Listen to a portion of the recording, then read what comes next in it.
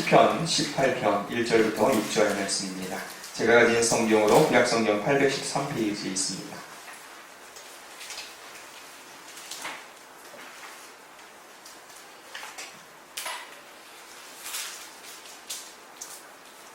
시편 18편 1절부터 6절 말씀입니다. 구약성경 813페이지.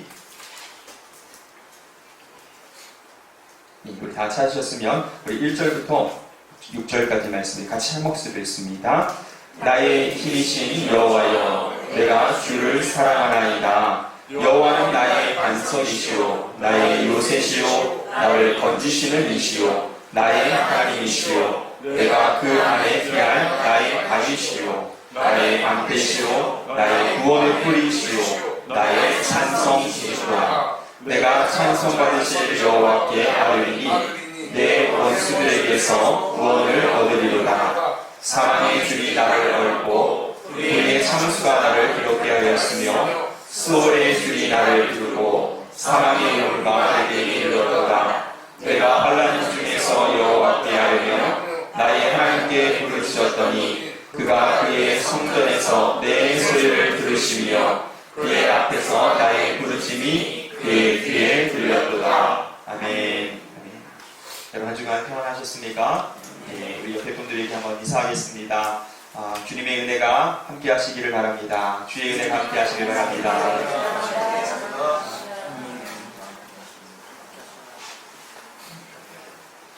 우리 5월 한 달 하나님께서 우리 보신 은혜가 6월달 앞으로 우리 맞이할 6월 한 달도 저와 여러분들과 또 우리들의 삶과 우리의 가정과 또 여러분들의 모든 삶의 자리에 더욱더 풍성하게 나타나기를 예수님의 이름으로 축원드립니다. 우리 목사님들마다 설교하시는 스타일이 다 다르죠. 여러분들도 다양한 목사님들의 설교를 들어보셨고 또 경험하셨겠지만 우리 설교 어떤 형식을 기준으로 보았을 때 주제 설교도 있고 강해 설교도 있습니다. 저는 그 중에서 주로 강해 설교를 많이 하는 편이죠. 주제에 따라서 본문을 정하고 그 주제에 따라서 설교를 하기보다 본문을 정해서 하는 것보다 저는 성경 이 66권 중에서 한 권을 택해서 1장부터 마지막 장까지 본문을 따라가면서 설교하는 것, 그렇게 살펴보는 것을 좋아합니다. 제가 이제 지난주에 빌립보서 강해를 마치고 생각해 보니까 그동안 우리 담비교회 주일 대예배 시간에만 우리가 강해 설교로 했던 것이 제가 기억나는 것이 출애굽기, 여호수아, 사사기, 또 룻기, 사무엘상, 그리고 신약에서는 야고보서, 갈라디아서, 또 빌립보서 이런 것들을 설교했던 것 같아요. 그리고 이제 제가 한 권의 책을 살펴볼 때도 보통 우리 한 장에 한 구절, 몇 구절 정도 선택해서 설교하시는 분도 계신데 저는 아마 거의 모든 구절들을 다 짚고 넘어갔던 것 같습니다. 그러다 보니까 사실 빌립보서 4장밖에 되지 않은 짧은 책인데도 불구하고 작년 9월부터 거의 8개월에 걸쳐서 여러분들에게 이제 설교를 하게 되었던 것 같아요. 얼마 전에 제가 아는 목사님들과 식사를 하면서 이제 저의 어떤 설교하는 그런 이야기가 나왔습니다. 서로 이제 교회에서 설교하는 것들에 대해서 이야기가 나왔는데 목사님들이 제 담비교회 설교하는 거 들으시고 깜짝 놀라셨어요. 정말 깜짝 놀라시면서 엄청나게 칭찬을 하시는 겁니다. 근데 이제 저를 칭찬하시는 것이 아니라 담비교회 성도 여러분들을 칭찬하시는 거예요. 담비교회 성도 정말 대단한 겁니다. 어떻게 보면 참 지루하고 재미도 없고 매주 같은 성경의 책이고 본문이고 비슷한 내용들 아니니까 사실. 그런데 그것을 어떻게 참고 듣고 있느냐는 것이에요. 그걸 어떻게 듣고 있느냐는 것이에요. 농담처럼 얘기하셨는데 저는 약간 좀 충격을 받았습니다.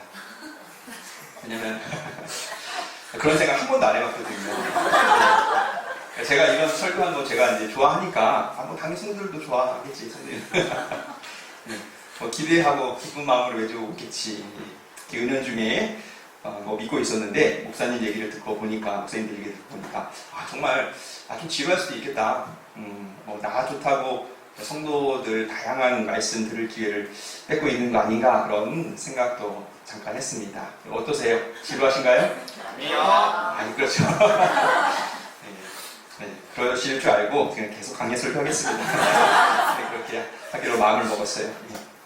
그래도 이제 제가 그런 어떻게 보면 좀 그런 생각을 하게 된 김에 몇 번 정도는 그래도 주제 설교하는 것이 참 좋겠다, 그런 것도 괜찮겠다라는 그런 생각이 들었습니다. 그래서 지금 제가 한 주제를 가지고 또 어떤 설교를 하기 위해서는 여러 가지 자료들도 찾아보고 또 제가 먼저 공부를 해야 되지 않습니까? 그래서 열심히 책을 읽고 책을 사서 이제 묵상하고 있는 가운데 있습니다. 제가 준비가 되면 새로운 말씀 주제를 가지고 여러분과 또 큰 은혜를 함께 나눠보도록 하겠습니다. 예, 그때까지 이제 몇 주 정도는 저와 여러분들이 이제 강의 설교보다는 저와 여러분들이 매일 우리 말씀 묵상하는 그 본문 있지 않습니까? 매일 성경을 가지고 말씀 묵상하는 그 본문을 특히해서 제가 묵상하면서 받은 은혜들을 중심으로 여러분과 한번 은혜를 나누려고 합니다. 여러분도 여러분 각자가 그 말씀 묵상하신 그 내용들을 떠올리시면서 설교를 들어주시면 감사할 것 같습니다.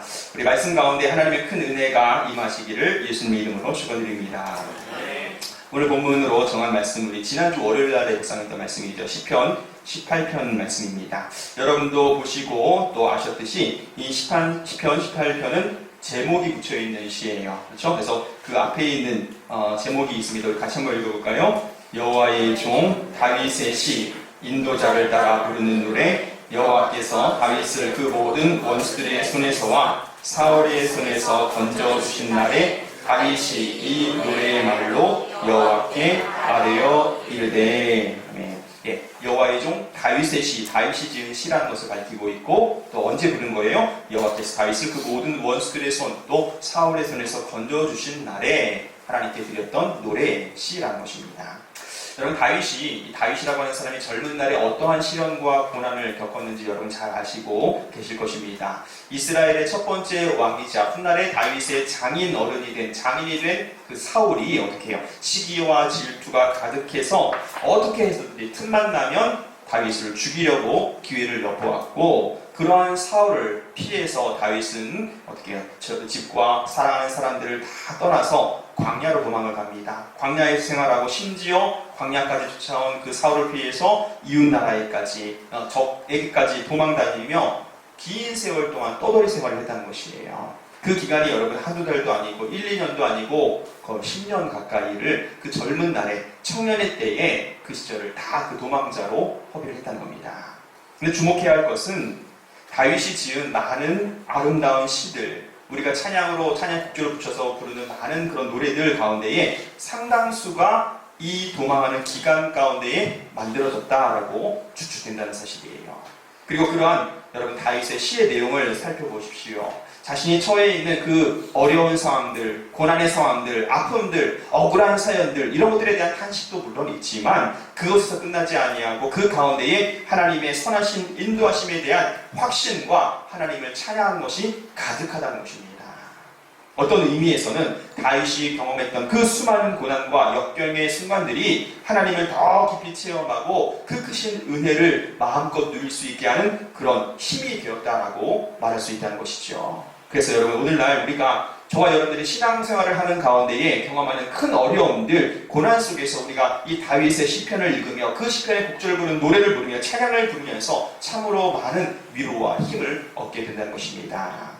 오늘 우리는 이 위대한 시인이자 찬양가였던 다윗이 자신을 구원하신 그 여호와 하나님을 어떻게 찬양하고 그 하나님을 어떻게 예배하였는지, 어떠한 마음으로 예배하였는지 우리가 함께 살펴보려고 합니다. 오늘 말씀을 통해서 우리 모두 다윗처럼 하나님을 찬양하고 하나님을 예배하는 자로 조금 더 성숙해지고 성장할 수 있는 귀한 시간 될 수 있기를 예수님의 이름으로 간절히 축원드립니다. 우리 우선 1절 말씀을 우리 다시 한번 읽어보겠습니다. 있습니다. 시작. 나의 힘이신 여호와여, 내가 주를 사랑하나이다. 아멘. 여러분, 이 1절은 이 시편의 특징이자 다윗이 어떠한 신앙인이었는지를 가장 잘 보여주는 구절이라고 할 수 있어요. 지금 다윗은 하나님을 찬양합니다. 하나님을 찬양하며 하나님을 예배하는 데 있어서 무엇보다 먼저 사랑을 전제로 하고 시작한다는 것이에요. 우리말 번역, 우리가 가진 성경에서는 나의 힘이신 여호와여 이렇게 되어 있지만 원문을 그대로 지급하면 히브리어 성경에서는 가장 먼저 무슨 단어가 나오냐면 사랑합니다. 나의 힘이 되신 여호와가 아니라 하나님 사랑합니다가 먼저 나오는 거예요. 그러니까 다윗은 뭐라고 얘기하냐면 하나님, 제가 하나님 사랑합니다 라고 운을 띄워놓고 그 다음 이야기를 시작한다는 것입니다. 여러분, 모든 관계에 있어서 저와 여러분들이 맺고 있는 모든 관계에 있어서 사랑합니다, 사랑해, 이런 말보다 더 힘이 있는 것이 또 뭐가 있을까요? 저도 사실 잘 못하는 그런 말이고 표현인데, 우리 연인 사이에도, 부부 사이에도, 또 우리 성도 사이에도 사랑해, 사랑합니다 라는 이 한마디가 어떻게 보면 다른 구구절절한 이야기보다 훨씬 더 큰 힘을, 큰 영향을, 큰 위력을 발휘할 수 있다는 것이네요. 다윗은 지금 여러분 하나님의 위대하신 일들을 찬양하고 자기 자신을 모든 위기와 환난에서 건져주신 그 구원의 놀라운 역사를 이야기에 앞서서 확실하게 지금 선언하고 선포하고 시작한다는 것입니다. 하나님, 제가 하나님을 사랑합니다. 하나님 사랑합니다. 물론 여러분 다윗이 무슨 어떤 목적을, 이 계획을 가지고 전략적으로 이렇게 하나님 사랑합니다 고백하고 그 다음 이야기를 이어나갔다는 이야기가 아니에요. 이 사랑 고백은 하나님을 찬양하고 하나님을 예배하는 다윗의 마음이, 그 찬양의 마음이, 그 예배하는 마음이 어떠했는가를 보여주는 것이라는 거예요. 다윗은 지금 하나님을 찬양하고 하나님을 예배하기를 원합니다. 그런데 그 모든 행위의 핵심이 바로 하나님을 사랑하는 마음이었다는 것이에요. 우리 사랑하는 감리교회의 성도 여러분, 이것이 우리의 모든 예배와 우리의 모든 찬양과 우리의 모든 신앙생활에 있어서 가장 중요한 요소가 되어야 된다는 것입니다. 하나님을 사랑하는 마음, 하나님에 대한 사랑의 고백, 이것이 없이는 참된 예배도 참된 찬양도 될 수 없다는 것이에요. 우리 기독교의 예배는 사랑이 전제된 관계입니다. 사랑이 전제된 행위예요. 이것은 아울러서 기독교와 다른 종교를 나눌 수 있는 가장 큰 차이점 중에 하나입니다. 다른 종교에도 여러분 예배가 있습니다. 다른 종교에도 찬양이 있고 찬송이 있고 찬불이 있고 또 기도도 있습니다. 그들도 자기들 나름대로의 모든 신앙생활, 종교활동들을 한다는 것이에요. 그런데 우리 다른 종교에는 우리 기독교의 저와 여러분이 드리는 이 예배 안에 있는 중요한 특징이 없습니다. 바로 섬기는 신과의 인격적인 관계라는 것이죠. 더 구체적으로 말하자면 사랑하는 관계가 신과 섬기는 사람들 사이에 없다는 것이에요. 여러분 불교에서 석가모니를 너무 사랑해서 불공드리는 사람이 있을까요? 이슬람교에서 마호메트를 너무나 사랑하는 나머지 그 예배하고 절하지 않고는 견딜 수 없는, 기도하지 않고는 견딜 수 없는 그런 사람이 있을까요? 제가 불교와 이슬람교 신자들을 다 알지는 못하지만 그들의 교리에 대해서 제가 정확하게 알지는 못하지만 아마 없을 거예요. 아니 없습니다. 왜냐하면 불교나 이슬람교 모든 다른 종교들은 이 신과의 사랑의 관계를 전제로 한 종교가 아니기 때문이에요. 오직 우리 기독교에서만 예배의 대상이신 하나님을 사랑한다고 고백합니다. 그리고 고백만이 아니라 실제로 사랑한다는 것이에요. 하나님이 저와 여러분들을 사랑하시고 나도 그러한 나를 사랑하시는 하나님을 사랑하는 그 관계 가운데서 예배와 찬양과 모든 우리의 신앙이 이루어진다는 것입니다. 여느 종교에서처럼 내가 원하는 무엇인가를 얻어내기 위해서 정성을 보이는 행위, 아니면 벌을 받지 않기 위해서 하나님 신을 달래고 그 화난 기분을 진노하는 것을 풀어주기 위해서 애쓰고 힘쓰는 것이 예배와 찬양이 아니라는 것입니다. 우리의 예배는 뭐예요? 인격적인 만남이고 살아계신 하나님과의 인격적인 만남이며 교제이며 무엇보다 사랑의 표현이라는 것이에요. 사랑하는 감리교회 성도 여러분, 우리의 모든 예배와 찬양이 이러한 사랑의 고백으로 가득한 이런 하나님과의 인격적인 만남과 교제의 시간이 될 수 있기를 예수님의 이름으로 간절히 축원드립니다. 하나님이 여러분들을 사랑하시고 그 사랑으로 여러분도 하나님을 사랑하고 더 나아가서 주 안에서 형제 자매된 저와 여러분들 우리도 함께 서로 사랑을 고백하는 그런 공동체가 되기를 예수님의 이름으로 간절히 축원드립니다. 우리 한번 고백해 보겠습니다. 우리 같이 고백할까요? 하나님 사랑합니다. 하나님 사랑합니다. 네, 우리 옆 사람한테도 고백하겠습니다. 사랑합니다. 네, 진심을 담아서 하세요. 사랑합니다. 사랑합니다. 오늘 여러분들 집에 가셔서 하셔야 될 일이 있어요. 뭐 해야 될까요? 그래요. 예, 우리 남편분에게, 아내들에게, 아니 자녀들에게, 부모님에게 꼭 고백할 수 있기를 간절히 바랍니다. 예, 이렇게 하나님에 대한 사랑을 먼저 고백하는 다윗이에요.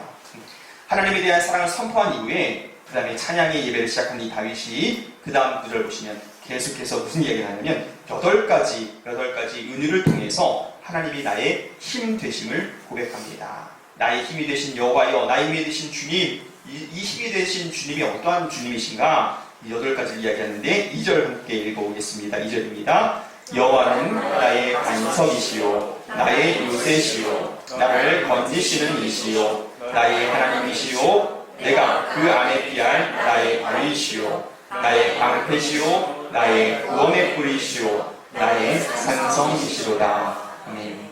지금 나와 있는 8가지 표현들 다 각각의 의미가 있지만 조금씩 다르지만 오늘은 각 단어의 의미를 우리가 살펴보다는 전체적인 의미에 한번 초점을 맞춰보려고 합니다.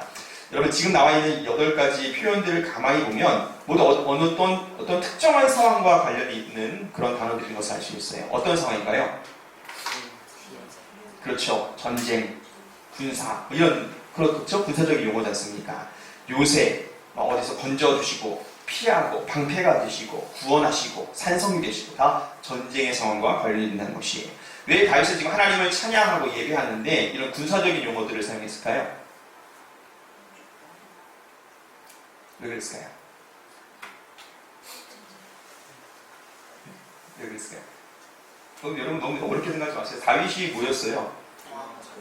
왕이기 이전에 군인이었습니다. 장군이었어요. 평생 전쟁하던 사람이었습니다. 그렇기 때문에 자기는 당연히 다윗이 경험했던 그런 많은 일들, 사건들이 배경이 되어서 나온 그런 자연스러운 표현이라는 것입니다. 그런데 한편으로는 다윗의 이와 같은 표현들이 우리의 신앙생활이, 우리 성도들의 신앙생활이 전쟁터와 같음을 말해주기도 한다는 것이에요.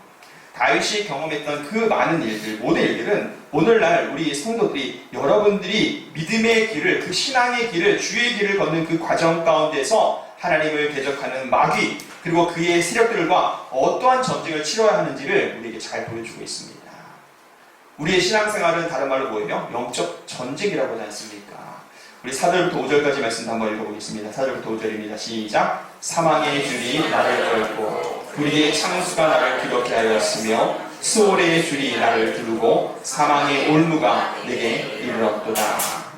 이 4절 5절에 나오는 많은 비유 역시 영적인 전쟁에서 우리의 신앙생활에서 우리 성도들이 경험할 수 있는 정말 수많은 그런 위기의 상황들, 위태로운 상황들, 고난과 아픔과 그런 역경들을 잘 표현해주는 말들이라는 것이에요. 사망의 줄, 불의의 창수, 막 넘쳐나는 그런 물들, 수월의 지옥의 줄, 사망의 올무들, 이런 것들은 여러분 역사 속에서 다윗이 경험한 실제 사건들의 그런 비유적인 표현이기도 하지만 동시에 이것은 저와 여러분 우리 성도들이 또 우리 교회가 이 악한 세상 하나님을 대적하고 하나님을 거스르는 이 어그러지는 세대 가운데서 경험하는 수많은 위기와 역경의 상황들을 상징하는 표현들이라는 것입니다. 여러분 우리가 그리스도인으로서 산다는 것은 결코 쉬운 일이 아니에요. 여러분들이 믿음을 지키는 것, 여러분들이 이러한 상황 가운데서 이 자리에 나와서 예배하는 것 결코 쉬운 일이 아닙니다. 여러분들이 결단하시고 이 예배의 자리에 나온 것 결코 쉬운 일이 아니에요. 여러분 참 잘하신 것입니다. 우리 자기를 칭찬해볼까요? 참 잘했어. 여러분 잘하셨어요. 여러분 믿음 지키는 것이 여러분 정말 쉬운 일이 아닙니다. 여러분의 힘으로 능력을 할 수 있는 일이 아니에요. 평탄하고 곱고 쫙 뻗어있는 넓은 길을 걸어가는 것이 아닙니다. 우리의 신앙생활은. 우리의 발밑에는 항상 뭐가 놓여 있어요? 우리를 조금만 우리가 하늘을 팔면 걸려 넘어뜨리게 만드는 수많은 걸림돌이 있다는 것입니다. 여기 나오는 표현들이 뭐예요? 지금 뭐라고 얘기했어요? 다 줄, 사망의 줄, 불의의 창수, 수월의 줄, 사망의 올무 뭐예요? 어떻게 하면 우리 성도들을 걸려 넘어뜨리게 할 수 있을까? 사단이 곳곳에 지뢰들을 다 심어놨다는 거예요. 어찌 보면 우리를 넘어뜨리게 만드는 이 수많은 걸림돌들, 줄들 피하고 이겨나가야 하는 그런 고된 길이 우리의 신앙의 길이라는 것입니다. 한순간도 긴장을 놓아서는 안 되는, 참 어찌 보면 참으로 피곤한 길이 아닐 수 없다는 것이에요. 그런데 여러분, 이러한 고단한 길에서 다윗이 주목하는 것이 무엇이있는지 보십시오. 다윗은 사망의 줄이나 불의의 창수나 수월의 줄이 아니었다는 것입니다. 다윗이 주목한 것은, 그러한 상황 가운데서 다윗이 주목한 것은 오직 자신에게 힘이 되어주시는 하나님을 주목하고 있다는 것입니다. 3절 말씀 같이 읽습니다. 내가 찬송받으실 여호와께 아뢰리니 내 원수들에게서 구원을 얻으리로다. 아멘. 우리 사랑하는 담임교회 성도 여러분, 우리의 믿음이 흔들리고 우리의 신앙생활에서 실패가 있는 이유가 무엇입니까? 첫 번째는 신앙생활에 아무런 어려움이 없을 것이라는 오해 때문이에요. 예수 믿으면 세상이 말하는 만사형통을 경험하게 될 것이라는 그런 막연한 기대를 가지고 신앙생활을 하기 때문에 뜻하지 않는 고난들, 역경과 위기의 순간들을 맞이하게 되면 우리가 당황하게 되고 혼란에 빠지고 갈 길을 잃어버리게 되는 것입니다. 두 번째는 고난 중에 우리가 하나님보다 그 문제에 더 집중하기 때문이죠.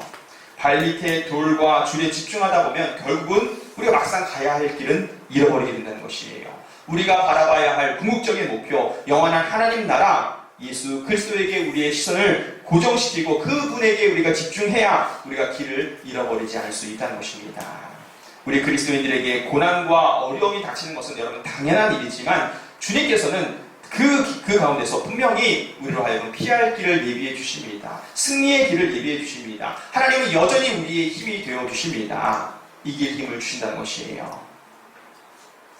여러분, 요즘 여러분들을 힘들게 만드는 문제는 무엇입니까? 여러분들의 믿음을 흔드는 고난과 어려움은 무엇인가요? 그 고난과 문제들 앞에서 여러분이 다윗처럼 담대하게 믿음으로 선포할 수 있기를 간절히 축원드립니다. 여호와는 나의 반석이십니다. 여호와 하나님은 나의 요새이십니다. 하나님은 나를 건져주시는 분이십니다. 내가 주님께 아뢰할 때에 모든 이 문제와 어려움으로부터 나를 구원해 주실 줄 믿습니다. 우리의 힘이 되신 그 주님만, 하나님을 여러분 주목하셔서 고난 중에 여러분 하나님께서 어떻게 여러분들의 삶 가운데 역사하시는지, 여러분들에게 어떠한 힘을 주셔서 이러한 위기를 극복하게 하시는지 여러분 경험하시고 간증하는 우리 담임교회 모든 성도 여러분들 되시기를 예수님 이름으로 축원드립니다. 아멘.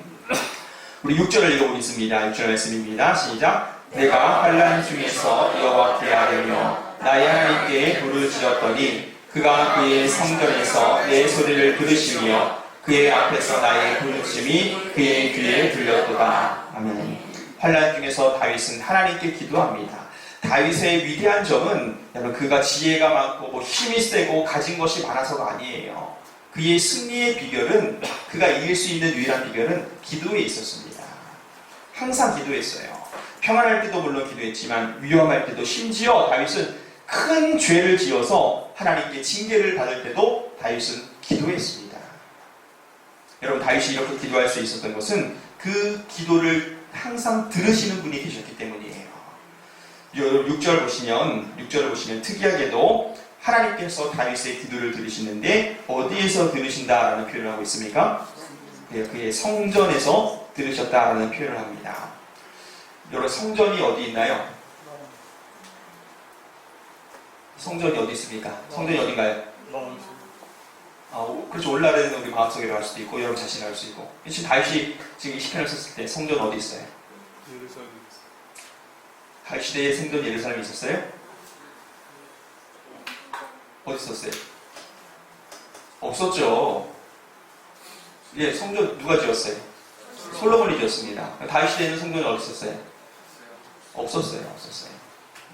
다윗은 지금 왜 지금 거짓말하는 거죠? 예, 다윗 시대에는 성전이 없었는데, 그럼 여기서 말하는 성전은 어디냐는 것이에요. 다윗이 뭐를 생각하면서 하나님께 성전에서, 성소에서 나의 기도를 들으신다라고 얘기했을까요? 성전은 어떤 곳이에요? 하나님의 임재가 머무는 자리, 하나님이 거하시는 곳이거든요. 하나님이 거하시는 곳은 어디입니까? 어디예요? 우리 마음이지만 하나님이 거하시는 곳 어디예요? 하늘입니다. 하늘. 스카이 저 공중이 아니라 헤븐이지, 헤븐. 하나님의 나라, 하나님의 왕국, 천국이라고 할 수도 있고 하나님 나라라는 것이, 저 하늘이 하나님의 처소라는 겁니다. 성소라는 겁니다. 여러분 여기서 우리가 정말 중요한 두 가지를 주목해야 됩니다. 첫 번째, 하나님은 하늘에 계신 분이라는 사실이에요. 당연한 얘기죠. 하나님은 하늘, 즉 하나님 나라의 하늘 처소에 계시는 분이라는 겁니다. 그런데 우리는 자꾸만 이 사실을 잊어버려요. 왜냐하면 하나님은 어디에나 계시고 내 옆에도 계시고 내 마음에 계시고 하나님이 계시지 않는 곳은 없다는 그 사실을 우리가 알기 때문이에요. 오해하지 마세요, 여러분. 하늘에 계신다, 하나님께서 하늘에 계신다라는 말은 이 땅에는 계시지 않는다, 여기에는 계시지 않는다는 말이 아니에요. 하나님은 하늘에 계신다. 하나님께서 하늘에 계신다. 이 말은 하나님은 하늘 아래, 땅 혹은 땅 아래 거하는 존재와는 다른 분이라는 얘기입니다. 하나님께서 영광스럽다라는 그 말은 하나님은 다른 모든 피조물들과는 다른 존재시라는 거예요. 다른 분이라는 얘기입니다. 이 세상 그 무엇도 하나님과 비교할 수 있는 것은 없습니다. 그 어떤 것도 하나님을 표현할 수 있는 것도, 하나님을 담아낼 수 있는 것도, 하나님을 완벽하게 설명할 수 있는 것도 이 세상에 존재하는 것들 가운데는 아무것도 없어요. 하나님은 오직 유일하신 하나님, 하늘에 계신 하나님이라는 거예요. 우리와는 다른 분이라는 것입니다. 그래서 인간이 인간의 말로 설명하고 인간이 증명할 수 있는 하나님은 하나님이 될 수 없다는 것이죠. 이러한 우리와는 다른 하나님 앞에서 우리 인간이 마땅히 가져야 할 태도는 뭘까요? 경외심입니다. 경외심. 하나님은 모든 피조물들에게 마땅히 경외의 대상이 되셔야만 한다는 것입니다. 그 앞에 두려운 마음으로 떨림으로 설 수밖에 없다는 것이에요. 여러분, 하나님은 우리가 함부로 대할 수 있는 분이 아닙니다. 이스라엘 사람들은 하나님의 그 이름을 감히 입에 올릴 수조차가 없어서 그 히브리어 자음에다가 다른 모음을 붙여서 아도나이라고 바꿔서 부를 정도였어요. 어떻게 하나님, 우리와 다른 하늘에 계신 하나님의 이름을 우리가 함부로 부를 수 있는가? 오늘날 우리 성도들 가운데, 우리들 가운데 여호와 하나님의 이름을 부를 때마다 긴장이 되고 자세를 바르게 하고 두려운 마음이 들고 머리가 숙여지고 그 앞에 엎드리고 그런 분 계신가요? 혹시? 혹시 계세요? 그렇게 해야 된다는 말씀이 아니라 그만큼 여러분, 오늘날 우리들에게는 하나님을 경외함이 사라졌다는 것입니다. 하나님에 대한 그 경외심이 우리 가운데는 많이 퇴색됐다는 것이에요.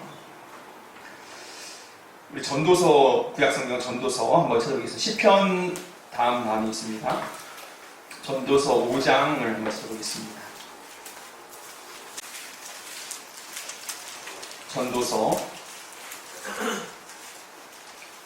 구약성경 952페이지쯤에 있습니다. 952페이지 전도서 5장 2절입니다.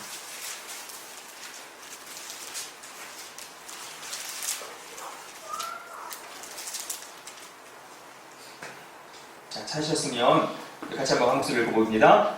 너는 하나님 앞에서 함부로 입을 열지 말며 급한 마음으로 말을 내지 말라. 하나님은 하늘에 계시고 너는 땅에 있음이니라. 그런즉 마땅히 말을 적게 할 것이다. 네. 여러분, 하나님이, 우리가 예배하는 이 하나님이 정말 어떠한 분이신지 아는 사람이라면 그분의 영광과 그분의 존귀와 그분의 위대하심과 그 크심을 아는 사람이라고 한다면 사실 여러분, 감히 하나님 앞에 서는 것을 함부로 할 수 없다는 것이에요. 인간에게 하나님은 감히 그 앞에 서기에도 두려울 만큼 크시고 완전하시고 거룩하시고 영광스러운 분이시기 때문입니다. 사랑하는 담백교회 성도 여러분, 지금 우리의 예배를 받으시는, 우리 예배의 대상 되시며 이 자리에 함께 하시는 하나님이 누구이신가, 그분이 어떠한 분이신가를 항상 기억할 수 있기를 바랍니다. 우리의 예배가 지금 누구 앞에서 드려지고 있다는 그 사실을 여러분 꼭 명심하시기를 간절히 부탁드립니다. 여러분들이 찬양하고 여러분들이 기도하시고 우리가 섬기는 모든 행위가 하늘의 하나님 앞에서 행하는 것임을 기억하시고, 여러분 우리 하나님을 경외하는 마음으로 모든 일을 행하는 우리 담백교회 성도 여러분 되시기를 간절히 축원드립니다. 두 번째, 하나님은 성소에서, 성전에서 다윗의 소리를 들으셨을 뿐만 아니라 그의 앞에서 다윗의 부르짖음이 그의 귀에 들렸다라고 이야기하고 있습니다. 여러분, 지금 다윗은 하늘 성소가 아니라 어디에 있어요? 자신의 땅에서, 자기의 처소에서 하나님께 부르짖고 있다는 것이에요. 그런데 그의 부르짖음이 하나님 앞에서 하나님의 귀에 들렸다고 이야기합니다. 이게 무슨 얘기인가요? 다윗은 지금 다윗의 처소에서 땅에서 하나님께 부르짖었어요. 기도했어요. 그런데 하나님은 그 기도를 하나님 앞에서 하나님의 귀에 들리게 그 기도를 들으셨다고 해요. 이 모습을 상상해 보십시오. 하나님은 지금 어디에 계신 거예요? 다윗 앞에 계십니다. 하늘 성소에 계시지만 다윗 앞에 계세요. 하늘 처소에 계신 높고 영화로우신 하나님은 동시에 다윗과 함께 하시는 하나님이라는 겁니다. 하나님은 초월적인 분이시지만 저 멀리 우리가 감히 상상할 수 없는 그 영원 속에 계신 분이시지만, 그러나 바로 우리 옆에서 듣는 것처럼 우리와 함께 계시고 이곳에서 우리의 예배를 받으시고 이곳에서 우리의 기도를 들으시는 분, 그분이 하나님이시라는 사실을 우리는 기억해야 합니다. 그래서 여러분들이 골방에 들어가셔서 혼자 기도하실 때에도, 우리가 예배당에 모여서 함께 우리가 부르짖어 기도할 때에도 늘 우리와 함께 하시며 가장 가까운 곳에서 우리의 마음속에서 우리의 기도를 들으시는 분이 바로 우리의 아버지 되신 하나님이시라는 사실이에요. 우리가 드리는 예배도 하나님이 하늘에 거하시는 하나님께서 거하시는 그 하늘 처소에서 아름다운 제물로 받으시지만 동시에 이곳에서 우리와 함께 하시며 이 예배를 받으신다는 겁니다. 우리가 찬양 있는 곡조로 기도로 하나님께 드릴 때에 하나님께서 그것을 하늘에서 흠양하십니다. 그러나 동시에 이곳에서 찬양 가운데에 기도 가운데 역사하시고 우리와 함께 하시는 하나님이심을 여러분 믿으시길 바랍니다. 우리 하나님은 우리가 결단코 함부로 해서는 안 되는 높고 영화로우신 분이시지만 동시와 늘 우리와 함께 하시며 우리의 기도에 귀 기울이시는 정말로 따뜻하시고 다정하시고 사랑하시는 아버지 되신다는 사실이죠. 하나님을 사랑함과 하나님을 경외함, 여러분 이 두 가지의 모습이 항상 우리의 예배 안에 동시에 녹아 있어야 한다는 것입니다. 우리가 하나님을 예배하는 전제는 뭐예요? 사랑이었어요. 사랑이에요. 하나님께서 우리를 사랑하셨기에 우리는 예배할 수 있는 하나님의 백성, 하나님의 자녀가 되었고, 우리는 그 하나님으로부터 말미암는 그 사랑에 대한 반응으로 하나님을 사랑하며 그 사랑의 마음을 예배로, 찬양으로, 기도로 표현을 하는 것입니다. 동시에 우리가 예배하는 그 모습은 온전한 경외함으로 가득해야 한다는 것이에요. 경외심, 경외함이라고 해서 딱딱하고 무거운 분위기를 말하는 것은 아닙니다. 그러나 여러분, 우리가 드리는 예배에, 여러분들이 드리는 그 예배의 모습에 정말 하나님을 경외함이 들어가 있는지, 내가 예배 드리는 모습과 나의 태도 속에 정말 거룩하신 하나님, 우리가 함부로 할 수 없는 그 하나님을 경외함이 드러나고 있는지 돌아볼 필요가 있다는 것이죠. 우리의 예배가 결코 내 기분, 내 만족, 만족스럽다, 편안하다, 기분 좋다, 은혜로웠다, 내 느낌을 추구하는 것이 되어서는 결코 안 된다는 것이에요. 말씀을 마치겠습니다. 사랑하는 담임교회 성도 여러분, 사실 제가 오늘 두 가지를 말씀드렸지만 엄밀하게 얘기해서 하나님을 사랑함과 하나님을 경외함은 서로 떼어낼 수 없는 관계입니다. 대비되는 개념이 아니에요. 대립되는 개념이 아닙니다. 하나님을 정말 사랑한다면 하나님을 함부로 대할 수 없기 때문이죠. 제가 우리 담임교회에서 특별히 성도 여러분들에게 예배드리는 태도라든지 어떤 그런 외적인 모습에 대해서 말씀을 드리진 않지만, 언급하진 않지만, 여러분 스스로가 나의 예배드리는 모습 가운데에 정말 거룩하신 하나님, 존귀하신 하나님을 사랑하는 마음이, 그분을 경외함이 나타나는가 스스로 점검해 볼 수 있기를 부탁드립니다. 우리의 모든 예배와 우리의 모든 삶이 하나님을 사랑함과 하나님을 경외함으로 가득하여서 정말 하나님이 기뻐 받으시는 산 제물의 삶이 되시기를 예수님의 이름으로 간절히 축원드립니다. 아멘.